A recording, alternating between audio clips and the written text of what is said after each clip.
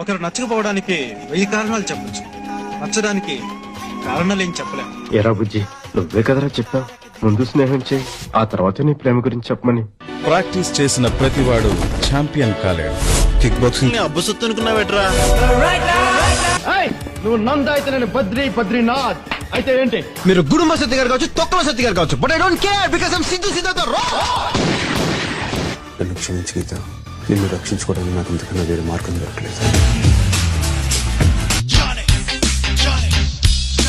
శంకర్ ఎవరి జోలికి వెళ్దు, వాడి జోలికి వస్తే షేపు షకల్ మార్చండి.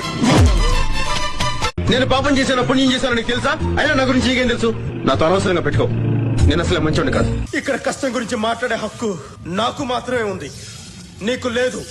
ఖచ్చితంగా నీకు లేదు. సాయం పొందిన వాడు కృతజ్ఞత చూపించకపోవడం ఎంత తప్పు, సాయం చేసిన వాడు కృతజ్ఞత కోరుకోవడం కూడా అంతే తప్పు. నాకు నువ్వే కాదు, ఎప్పుడు ఎవడు పోటీ రాలేడు. ఎందుకంటే సిద్ధప్ప, నాకు నేనే పోటీ, నాతో నాకే పోటీ. అంత పొజిటివ్ ఆడపిల్లలు కనకూడదండి. ఒకళ్ళ కన్నా డాన్స్ అవి చేయించకూడదు. వాళ్ళు చూపిస్తేనే గ్లామర్, మేము చూస్తేనే వల్గరు.